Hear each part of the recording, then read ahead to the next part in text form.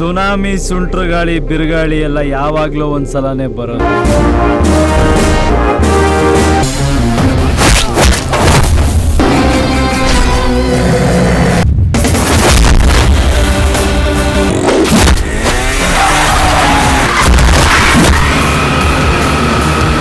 Halo sahabat, assalamualaikum. Semoga sehat selalu dan senantiasa berbahagia. Terima kasih ya udah subscribe dan menyimak video-video LK21 Revive. Semoga Tuhan Yang Maha Esa selalu memberikan rezeki yang berkah dan berlimpah ruah untuk sahabat semua. Nah, sebelum kita masuk ke alur ceritanya, kita sapa-sapa dulu di para penonton setia LK21 Revive yang selalu setia dan menyimak video-video LK21 Revive. Terima kasih buat Yuda XCC, Ica-Ica dari Kalsel, Ufik Fantastik dari Madura, Nurman Hidayat dari Makassar, Doni Richard dari Poso, Ari Saifullah dari Jakarta, Zara Channel dari Tuban, Leo dari Palembang, Yodi dari Lampung, Keisha dari Kalbar, Siti Rapiah dari Kalsel, Cherry Riders dari Tasikmalaya. Dan buat teman-teman semua yang belum Mimin sapa, nanti di next video ya. Soalnya Mimin nyebutinnya dari urutan yang bawah nih. Pasti nanti Mimin sapa kok. Tetep pantengin terus LK21 Revive pokoknya. Oke, kali ini LK21 Revive akan membawakan sebuah alur cerita film yang berjudul Mr. and Mr. Ramacari. Bagaimana keseruan filmnya? Nggak perlu banyak basa-basi, ini dia alur ceritanya.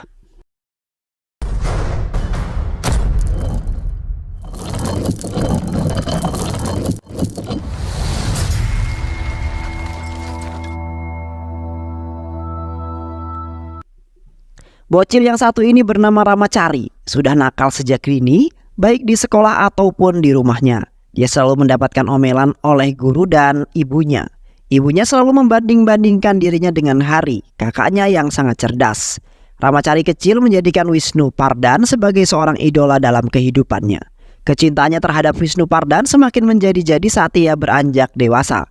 Ramacari bahkan mengukir tato Wisnu Pardan persis di dadanya. Tak hanya kecintaannya saja yang bertambah, kenakalan dirinya juga semakin menjadi-jadi. Hanya karena masalah sepele saja, dia bahkan terlibat perkelahian dengan sekelompok preman. Para preman itu mematikan film Wisnu Pardan yang sedang diputar. Hal tersebut kemudian membuat Ramacari murka dan langsung melibas mereka semua. Gaya hidup Ramacari yang berandalan membuat dirinya berkonflik dengan ayah tercintanya. Ayahnya bahkan tak pernah lagi berbicara dengan Ramacari selama beberapa tahun. Hal ini berbanding terbalik dengan Hari, kakaknya. Hari selalu dianak emaskan dan dibanggakan oleh kedua orang tuanya. Di dalam kampus, Ramacari tentu saja disegani oleh semua mahasiswa. Semua itu karena dia adalah seorang pembuat onar dan jago bertarung. Suatu hari, Ramacari yang sudah lama tak masuk kuliah kembali mengunjungi kampusnya untuk melihat-lihat. Namun tiba-tiba dia terkesima dengan seorang gadis cantik bernama Divya. Kecantikannya dan keanggunan paras Divya membuat Ramacari langsung jatuh cinta. Karena kecantikannya juga, Divya sering diganggu dan digoda oleh preman-preman kampus. Ramacari yang melihat hal tersebut tentu saja marah. Dia langsung menghajar preman-preman kampus itu dan mengalahkannya.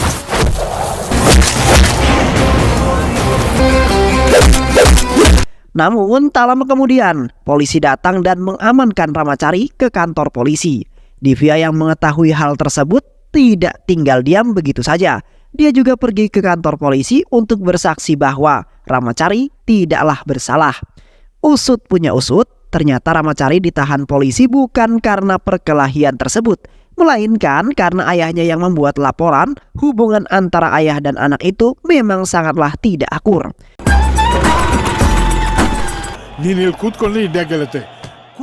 Di sisi lain, usaha Ramacari yang telah melindungi Divya ternyata membuat Divya mulai jatuh cinta dan tumbuh benih-benih cinta yang sangat subur di hatinya Divya.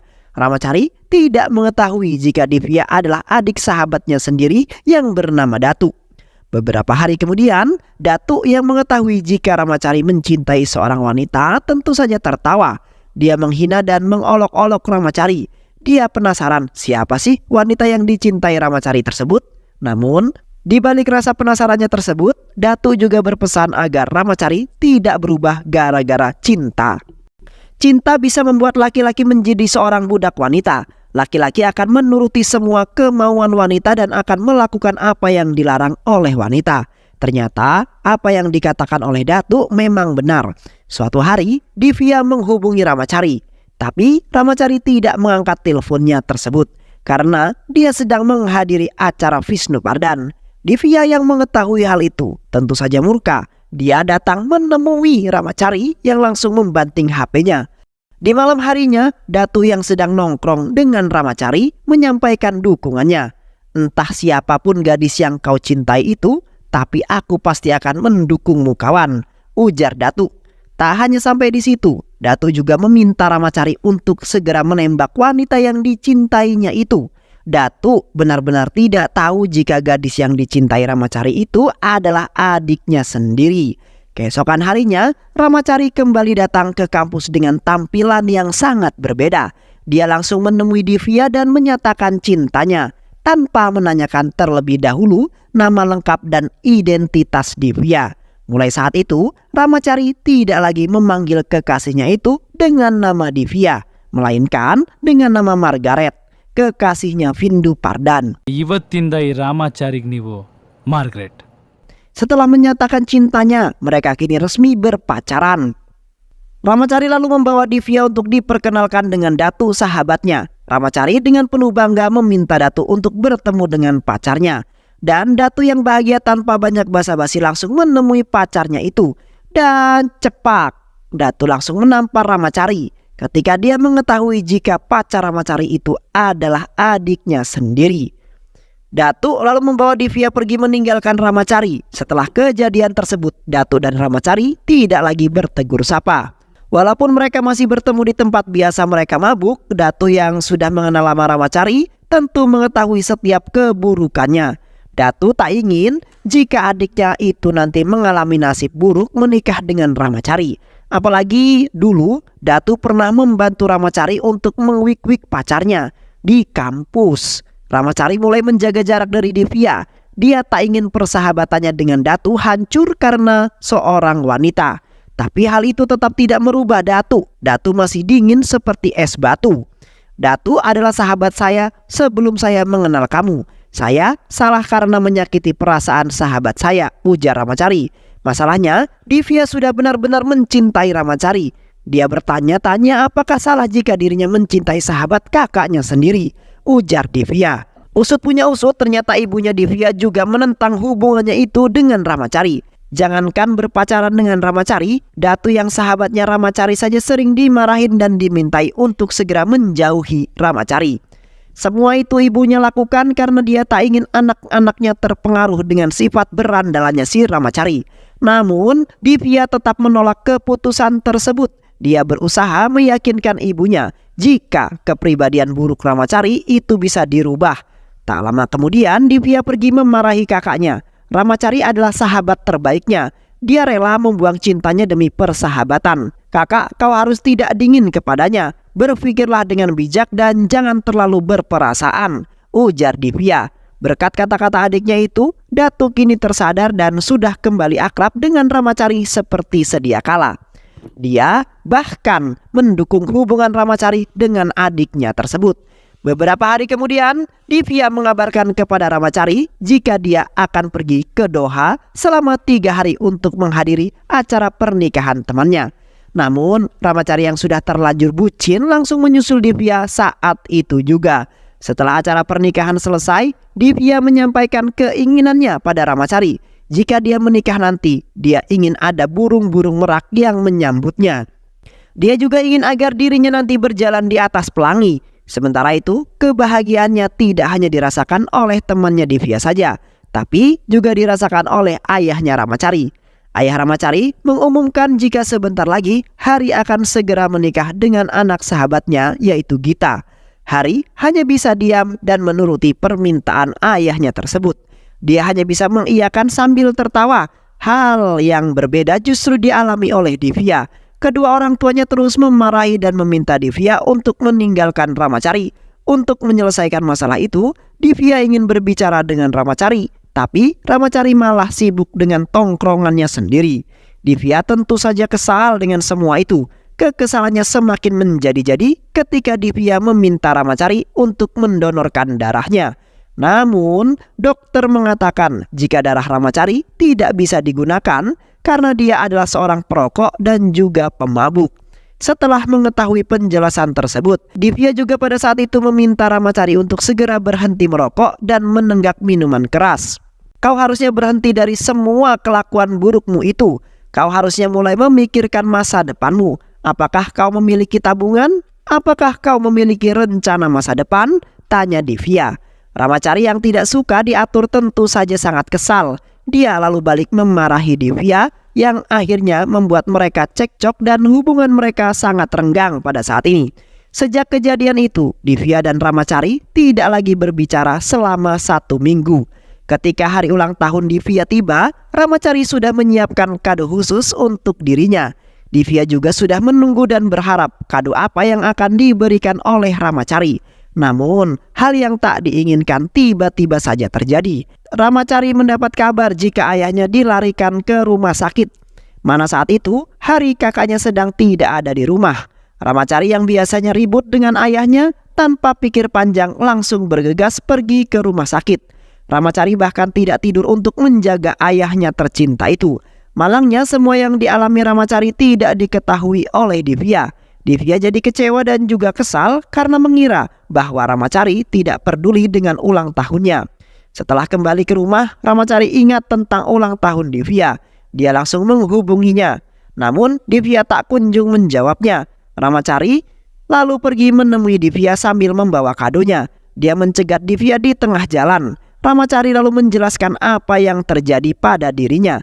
Namun Divya malah mengambil kesimpulan sendiri. Dia mengatakan jika Ramacari telah berubah. Ramacari sudah menganggap jika ulang tahun dirinya tidak lagi penting. Dulu kamu menjadikanku sebagai duniamu, namun sekarang kamu hanya memikirkan dirimu sendiri. Saya telah salah menilai kamu, ujar Divya. Kata-kata Divya tersebut membuat Ramacari sangat kesal. Perbedaan prinsip dan juga pendapat semakin memperparah hubungan mereka. Menurut Ramacari, hadirnya pacarnya tidak harus meninggalkan sahabat dan keluarga. Sedangkan menurut Divya, pacar harus selalu didahulukan. Pertengkaran itu terus berlangsung hingga akhirnya diakhiri dengan sebuah tamparan. Bukan Ramacari yang menampar Divya, melainkan ibunya sendiri. Ibunya kesal dengan kelakuan anaknya tersebut. Dia telah berkali-kali meminta Divya untuk menjauhi Ramacari, tapi Divya tidak kunjung mendengarkannya. Divya lalu dibawa pergi dari sana. Permasalahan Ramacari kini semakin rumit. Hari yang selama ini dibanggakan dan dipuja-puja malah kabur dari rumah. Hal itu Hari lakukan karena dia tidak ingin menikahi Gita. Dan itulah alasan yang kemudian membuat ayah Ramacari dilarikan ke rumah sakit. Di dalam kampus, Ramacari berusaha untuk menyelesaikan masalahnya dengan Divya. Dia terus meminta maaf pada Divya sambil menceritakan jika ayahnya saat itu masuk ke rumah sakit. Sayangnya, Divya tidak mau mengerti. Dia terus meminta Ramacari untuk berubah menjadi lebih baik lagi. Dia juga menyarankan agar Ramacari kuliah sambil bekerja. Sepupu saya akan memberikanmu pekerjaan.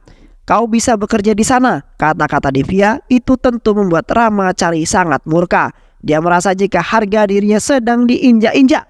Saat itu, saya tidak akan berubah. Saya tetap akan menjadi diri saya sendiri. Semua ini saya lakukan untuk membahagiakan orang lain, ujar Ramacari. Pertikaian yang seharusnya menyelesaikan masalah kemarin justru malah menimbulkan masalah baru.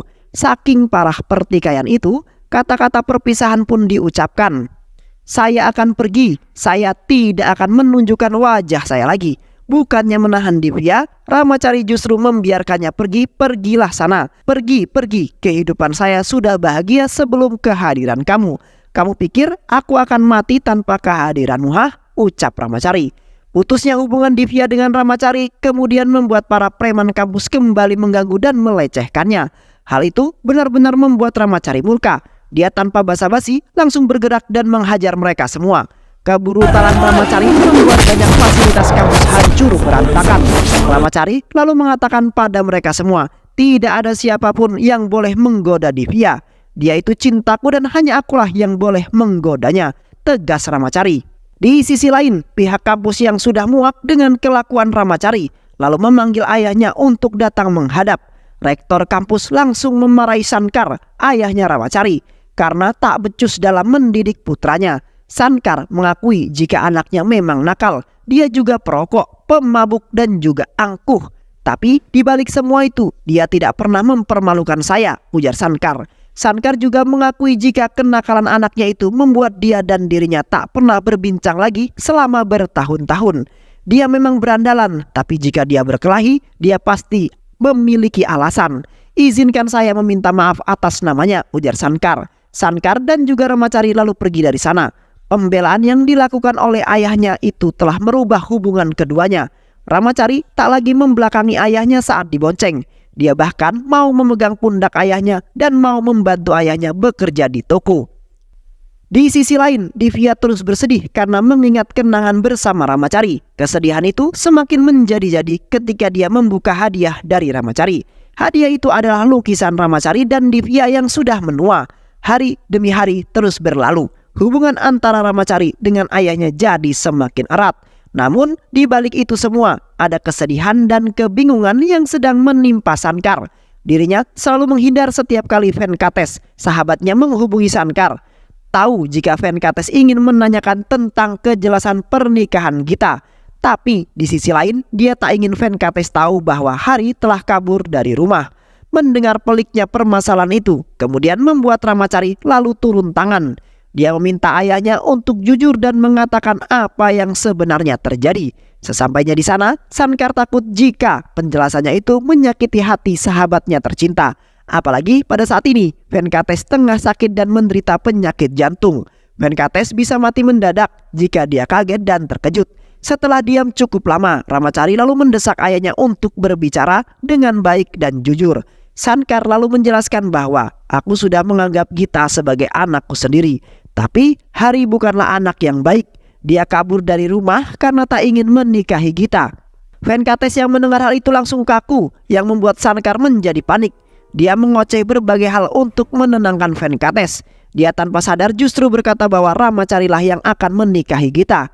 Dia adalah anaknya yang baik dan juga santun. Dia cocok menikah dengan Gita. Kata-kata Sankar berhasil membuat Venkates kembali normal. Dirinya sangat senang karena Ramachari lah yang akan menikahi Gita. Tak lama kemudian kabar pernikahan Ramachari akhirnya sampai ke telinga Divya. Divya yang mendengarnya langsung terkejut lalu menangis. Divya menangis sejadi-jadinya karena dia masih sangat mencintai Ramachari. Karena tak sanggup ditinggalkan Ramachari, Divya lalu menenggak racun dan dilarikan ke rumah sakit. Ramachari lalu datang untuk menjenguknya. Namun situasi kini justru menjadi semakin rumit. Divya yang dulu sangat mencintai Ramachari kini berubah menjadi sangat membencinya. Ramachari berusaha untuk menjelaskan semuanya. Namun Divya tidak mendengarkannya. Dia justru meminta Ramachari untuk segera pergi. Setibanya di rumah, Ramachari semakin dibuat bingung karena pada saat itu tengah diadakan penetapan waktu pernikahan. Ramachari hanya bisa diam dan mengikuti semua yang akan terjadi. Tak lama kemudian Gita mengatakan kepada Ramachari jika dia tak ingin menikah dengan Ramachari. Gita mencintai seorang pria muslim bernama Farhan, tapi dia tak mungkin mengatakannya pada sang ayah. Gita lalu meminta Ramachari untuk melakukan sesuatu agar pernikahan ini bisa dibatalkan. Tapi Ramachari menolak hal itu. Dia tak mungkin menghancurkan kebahagiaan keluarganya pada saat ini. Sehingga mau tidak mau pernikahan harus tetap dilakukan. Sementara itu, Divya kini dijodohkan dengan seorang pemuda tampan yang tajir melintir bernama Akas. Divya lalu menetapkan kapan dan tempat di mana mereka akan menikah. Di malam harinya, Ramachari yang sedang sedih mengutarakan semua perasaannya. Divya adalah gadis yang sempurna di mata saya. Semua tuntutan dan larangannya itu adalah untuk kebaikan saya. Dia yang memintaku untuk berhenti merokok dan meminum minuman keras. Itu semua demi kesehatanku. Dia yang memintaku untuk bekerja. Itu juga demi masa depanku. Dia mengajariku banyak hal tentang kehidupan. Tapi dia lupa mengajariku bagaimana hidup tanpa dirinya. Pernikahan Ramachari dan pernikahan Divya ternyata ditangani oleh wedding organizer yang sama, yaitu Gouda. Gouda bingung dengan apa yang terjadi karena kedua pernikahan itu akan diadakan di tanggal yang sama dan di tempat yang sama, yaitu pada tanggal 18 di Citar Durga. Ketika acara belanja berlangsung, aksi saling sindir menyindir pun terjadi. Divya yang sudah muak lalu pergi dari sana bersama Akas. Namun di tengah jalan, Divya menghina sekelompok preman yang mengambil kain sari seorang wanita. Para preman yang tak terima langsung menghampiri Divya saat itu juga. Untuk menyelesaikan masalah tersebut, Akas lalu meminta maaf kepada mereka. Namun aksi Akas itu malah dinilai pengecut oleh Divya. Bukannya pergi, para preman itu justru semakin menjadi-jadi. Pada saat itulah Ramacari datang dan menunjukkan keberaniannya. Ramacari menghajar semua preman-preman itu dengan sangat mudah. Sankar yang melihat aksinya itu justru merasa bangga karena putranya bertarung demi kebaikan. Akas yang sudah diselamatkan lalu mengundangnya untuk makan malam bersama. ಇಬ್ರು ಒಂದೇ ದಿನ ಮದುವೆ ಆಗ್ತಿದ್ವಿ ಯಾರೋ ಮಧ್ಯರಾತ್ರಿ ಫೋನ್ ಮಾಡಿ. Momen makan malam itu dimanfaatkan Ramacari untuk menjelaskan apa yang sebenarnya terjadi. Dia berkata bahwa pernikahan itu semata-mata demi menjaga kebahagiaan keluarga. Namun lagi dan lagi keegoisan Divya membuatnya tak mau mengerti dengan penjelasan Ramacari. Di rumahnya, Divya yang tengah mabuk kepayang lalu menghubungi Ramacari untuk mempermalukannya. Dia terus mengatakan kata-kata hinaan yang menyayat hati Ramacari. Keesokan harinya, hari pernikahan pun tiba. Ramacari membawa Farhan ke acara pernikahannya. Dia meminta maaf kepada ayahnya karena dia tak ingin menikah dengan Gita. Bukannya marah, Sankar justru memaklumi semua yang terjadi. Dia justru berterima kasih karena Ramacari telah menanggung beban berat selama ini. Namun Sankar tidak berani mengatakan hal itu pada Venkates, yang akhirnya kemudian membuat Ramacari turun tangan menangani masalah ini. Ramacari mulai menjelaskan dengan sangat hati-hati. Dia berkata jika Gita mencintai seorang pria muslim bernama Farhan. Paman, kebahagiaan Gita adalah mutlak. Kamu tidak perlu mendengarkan apa kata orang, tegas Ramacari. Untungnya Venkates tidak kena serangan jantung. Dia mau mendengarkan kata-kata Ramacari. Bahkan dia juga merestui kemudian pernikahan Gita dengan Farhan. Di sisi lain terlihat Datuk yang sedang mewanti-wanti Divya. Dia ingin agar Divya menikah dengan Ramacari. Tapi Divya tetap keras kepala. Divya tidak akan membatalkan pernikahan ini. Dia akan tetap melanjutkannya hingga menjadi seorang suami istri. Mendengar kata-kata itu, Datuk hanya bisa meminta agar Divya tidak menyesal dengan keputusannya tersebut. Mengingat Divya masih sangat mencintai Ramacari. Hal itu dapat dibuktikan dengan Divya yang mengenakan sari pemberian Ramacari. Dia setuju menikahi Gita hanya untuk membuat ayahnya bahagia. Tapi sekarang dia sudah menyelesaikan masalah itu. Dia telah membuat Gita menikah dengan laki-laki yang dia cintai, tegas Datuk. Tapi lagi dan lagi omongan kakaknya itu tidak didengarkan oleh Divya. Ramacari yang sadar jika cintanya ditolak lalu pergi ke tempat patung idolanya, patung Wisnu Pardan yang ada di benteng Cidudurga. Ayah Ramacari, Sankar, sangat sedih dengan penderitaan yang dialami oleh putranya. Ketika Divya berjalan menuju tempat pernikahan, dia sangat terkesima dengan desain acara pernikahan. Desain itu sama persis dengan mimpi pernikahannya yang ia katakan pada Ramacari dulu. Adalah Merak yang menyambutnya dan dia berjalan di atas pelangi. Divya memang akan menikah dengan Akas, tapi dirinya lalu memikirkan Ramacari. Di tengah jalan, langkah Divya tiba-tiba berhenti. Dia berkata jika dia ingin Ramacari. Saya sadar jika semua yang saya lakukan itu salah, Bu, ujar Divya. Akas dan semua orang terkejut dengan kata-kata itu. Divya lalu pergi dari sana tanpa memikirkan Akas dan pernikahannya. Dia terus berkeliling mencari Ramacari hingga akhirnya dia menemukan Ramacari di patung Wisnu Pardan. Mereka lalu berpelukan dan film pun selesai. Baik sahabat, itulah alur cerita dari film Mr. Ramacari. Semoga teman-teman semua terhibur setelah menyimak alur cerita film ini. Terima kasih sudah menyimak video-video LK21, menyimak video-video LK21 Revive. Semoga sahabat semua terhibur. Sampai bertemu lagi di video-video berikutnya. Wassalamualaikum warahmatullahi wabarakatuh.